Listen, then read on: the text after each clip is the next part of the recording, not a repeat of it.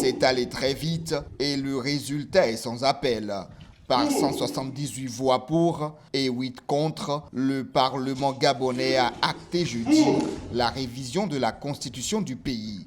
Un score largement au-dessus de la majorité requise des 2/3.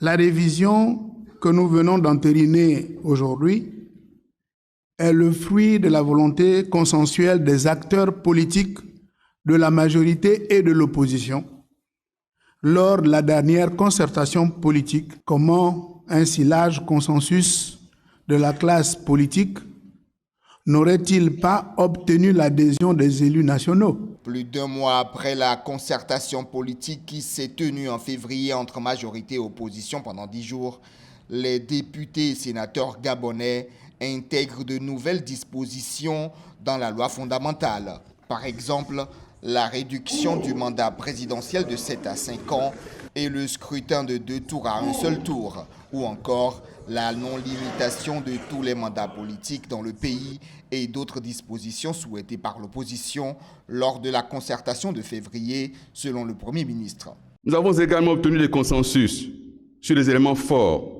De quoi s'agit-il? Du passage de 18 ans à 30 ans, révolu, l'âge d'éligibilité pour le président de la République.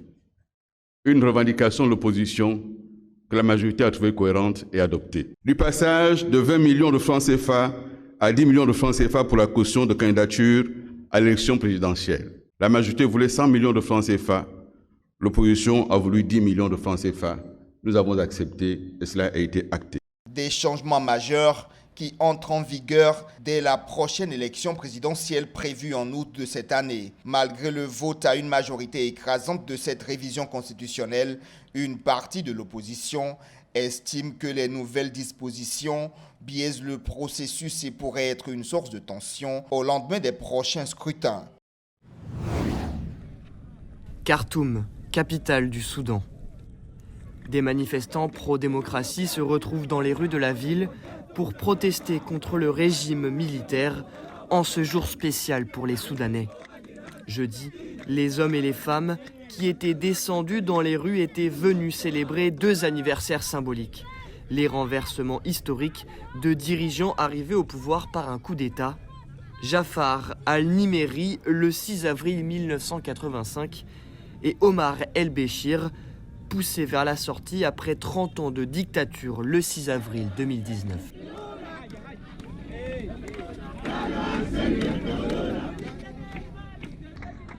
Face aux manifestants, des dizaines de véhicules blindés ont quadrillé la capitale, barré les ponts menant à ses banlieues et encerclé le palais présidentiel vers lequel ont convergé les manifestants.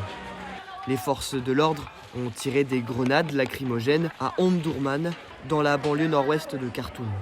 Jeudi, ils étaient nombreux à avoir répondu présents à l'appel à manifester, un appel lancé après que la signature de l'accord de sortie de crise, censé relancer la transition démocratique, a été repoussée. Les partis, militaires et civils, ont décidé à l'unanimité d'intensifier leurs efforts pour résoudre les questions techniques en suspens à partir de ce soir et jusqu'au 6 avril, et de faire de leur mieux pour finaliser l'accord sur cette question restante avant le 6 avril. Si l'accord est finalisé, la signature aura lieu le 6 avril. Telle est la décision qui a été prise à l'unanimité. D'abord repoussée à jeudi, la signature d'un accord cadre pour remettre sur les rails la transition démocratique et tourner la page du coup d'État d'octobre 2021 a de nouveau été reportée dans la nuit. Un report censé permettre une reprise des négociations entre militaires et non plus entre militaires et civils. Ces reports répétés agacent les manifestants antiputschistes qui s'impatientent d'un retour des civils au pouvoir.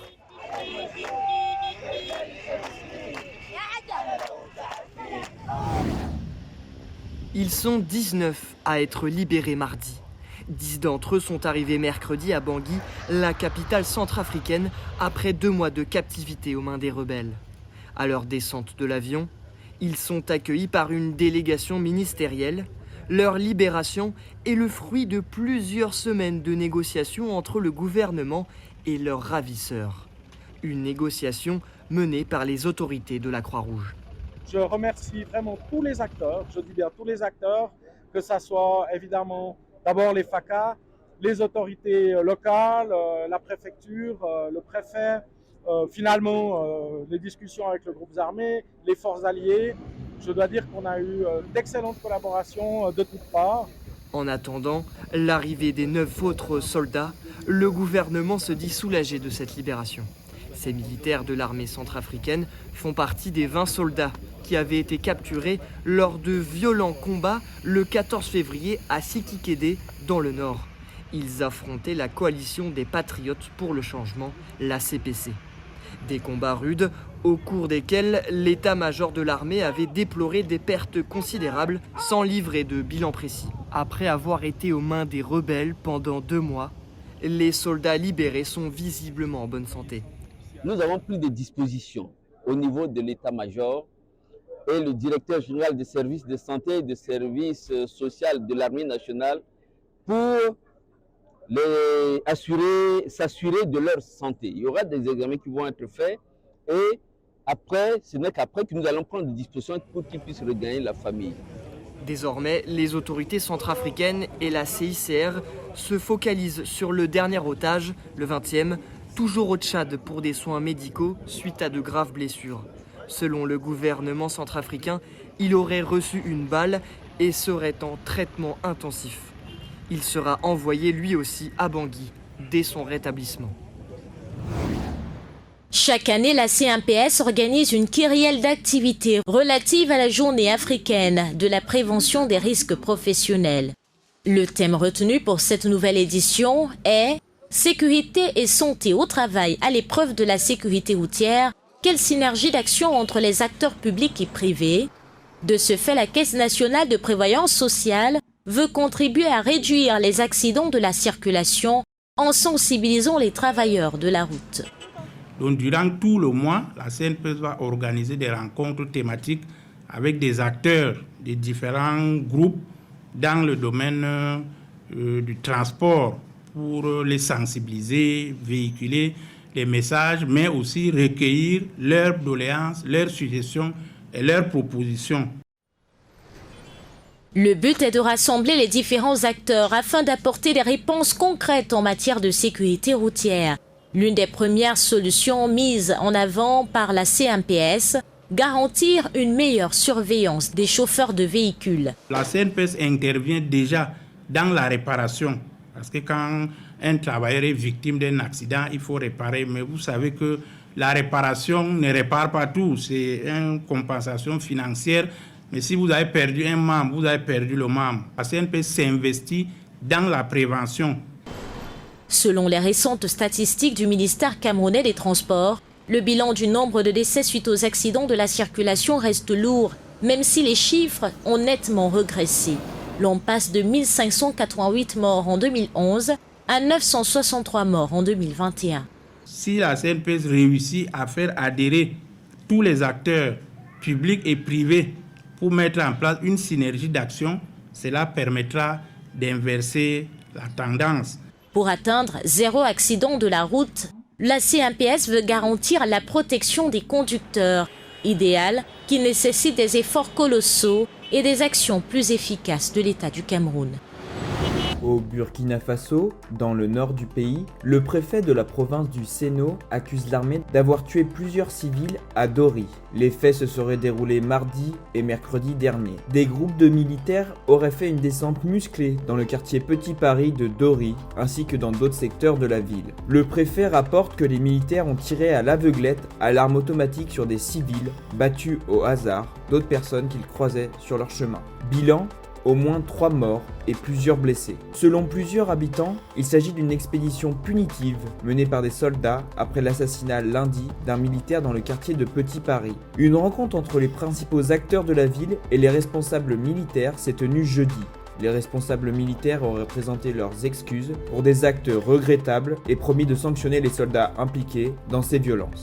Près d'1 million d'enfants de moins de 5 ans seront exposés cette année à une malnutrition aiguë sévère au Niger, au Burkina et au Mali, des pays sahéliens confrontés à des attaques djihadistes.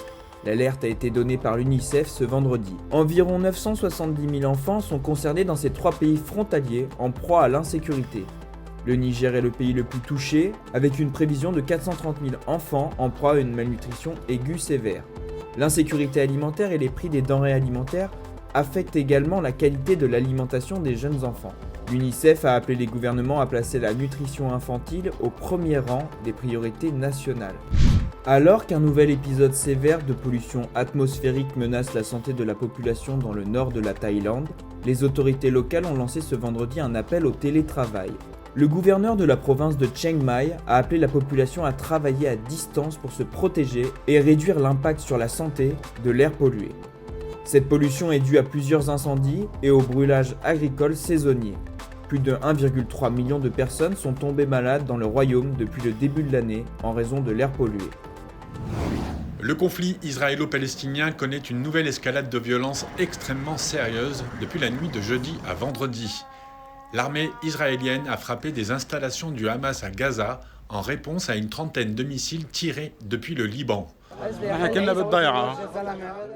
Nous étions dans le village et les gens s'attendaient à des représailles de la part des Israéliens car des roquettes avaient été tirées sur eux depuis cette zone à la suite de ce qu'Israël a fait à Al-Aqsa après les violences et les coups portés aux fidèles. Cette nouvelle flambée de violence intervient après 2 interruptions brutales de la police israélienne dans la mosquée Al-Aqsa de Jérusalem en plein Ramadan. Lorsque les forces israéliennes sont entrées, des chaises et des portes ont été cassées dans la mosquée. Après avoir fait sortir les fidèles, les objets cassés ont été enlevés pour préparer le lieu de prière. Voici ce qui s'est passé. La tension est vive dans la région depuis plusieurs mois, marquée par une multiplication d'affrontements en Cisjordanie, avec la mort de dizaines de Palestiniens, militants armés et civils. Une nouvelle escalade de violence qui aura des conséquences dramatiques pour les populations civiles. J'ai entendu la sirène, j'ai entendu le boom. J'étais chez moi, c'était très effrayant. J'ai 2 enfants, l'aîné a 17 ans, l'autre a 15 ans. C'était terrifiant. Les opérations se sont poursuivies ce matin à Gaza avec une succession d'attaques et de ripostes, tandis que des tensions augmentaient également au Liban, faisant craindre une confrontation plus large sur plusieurs fronts. Une situation jugée extrêmement sérieuse par la force intérimaire des Nations Unies au Liban, qui appelle à la retenue et à éviter une escalade supplémentaire. Emmanuel Macron, en déplacement à Pékin pendant 3 jours, a rencontré son homologue chinois Xi Jinping, qui a accueilli chaleureusement son invité sur un immense tapis rouge et la Marseillaise jouée sur la place Tiananmen. Des marques de respect avant une discussion en tête-à-tête au Palais du Peuple, durant laquelle Emmanuel Macron a évoqué le conflit en Ukraine. L'agression russe en Ukraine a porté un coup à cette stabilité. Elle a mis fin à des décennies de paix en Europe. Et je sais pouvoir compter sur vous, au titre d'ailleurs des 2 principes que je viens d'évoquer, pour ramener la Russie à la raison et tout le monde à la table des négociations. La pression internationale est montée d'un cran sur la Chine pour qu'elle s'implique davantage pour la paix en Ukraine. Si Pékin se dit officiellement neutre, Xi Jinping n'a jamais condamné l'invasion russe ni parlé avec son homologue ukrainien. Cependant, le chef de l'État chinois a appelé tous les partis de la guerre à ne pas aggraver la situation. En ce qui concerne l'Ukraine, la Chine continue d'appeler à des pourparlers en vue d'un règlement. La Chine est prête à travailler avec la France pour exhorter la communauté internationale à faire preuve de retenue rationnelle et à éviter d'aggraver la situation afin d'empêcher que la situation ne devienne incontrôlable. L'une des autres préoccupations mondiales est la menace nucléaire de Poutine. Bien que Xi Jinping ait abordé la question de cette menace posée par la Russie, il n'a pas condamné l'annonce de Vladimir Poutine de déployer un tel arsenal en Biélorussie, contrairement à ce que souhaitait Emmanuel Macron. Néanmoins, il a été formel sur l'utilisation du nucléaire. Nous devons respecter strictement notre engagement solennel de ne pas utiliser d'armes nucléaires et de ne pas recourir à la guerre nucléaire, de nous opposer à l'utilisation d'armes biochimiques en toutes circonstances. La Russie n'a pas tardé à réagir à cette médiation voulue par la France. Le Kremlin, par la voix de son porte-parole, a déclaré exclure la possibilité d'une médiation chinoise pour stopper les combats en Ukraine, estimant que la situation avec l'Ukraine est complexe et qu'il n'y a pour le moment pas de perspective de règlement politique. Au lendemain de la 11e journée de mobilisation contre la réforme des retraites en France, la Première ministre Elisabeth Borne appelle à l'apaisement. Dans une interview accordée à plusieurs médias français, le ton du chef du gouvernement tranche avec celui du chef de l'État, qui semble jusqu'ici inflexible. Les deux têtes de l'exécutif semblent ne plus être sur les mêmes longueurs d'onde. Il faudra reprendre des textes au Parlement et se rassembler. Si on veut apaiser, il faut reprendre le dialogue et montrer de la considération aux gens. Il faut redonner du sens et du souffle à l'action. Je ne suis pas simplement là pour administrer le pays. Les mots d'Elisabeth Borne sonnent comme une remise en question de la stratégie de l'affrontement adoptée par Emmanuel Macron. À l'Élysée, on se contente d'indiquer que la direction a été donnée par le chef de l'État lors de son interview télévisée du 22 mars dernier. Une interview dans laquelle le chef de l'État assurait que la réforme entrerait en vigueur avant la fin de l'année. Pour que, en effet, on commence à décaler l'âge légal de 3 mois par an, progressivement, et qu'on accélère l'augmentation du nombre de trimestres à travailler jusqu'à 43 ans à horizon 2027. Eh bien, il faut que ça rentre en vigueur d'ici à la fin de l'année. Alors qu'Emmanuel Macron poursuit son voyage en Chine, en France, la grogne sociale continue. Jeudi, les manifestations ont rassemblé près de 2 millions de personnes selon la CGT, 570 000 selon le ministère de l'Intérieur. L'intersyndicale appelle à une 12e journée de grève et de manifestation contre la réforme des retraites le jeudi 13 avril. La flamme, il faut maintenir le combat. Ce combat est légitime, ce combat est important et donc il y a une opinion publique qui reste très largement majoritaire en faveur du retrait de la réforme et en faveur des arguments qu'on a développés. Donc c'est un mouvement inédit, il se confirme aujourd'hui et il y a une crise démocratique en France contrairement à ce que dit Emmanuel Macron. Dans ce bras de fer autour de la réforme des retraites, les regards sont tournés vers le 14 avril. C'est la date choisie par le Conseil constitutionnel pour juger de la conformité de la réforme à la Constitution.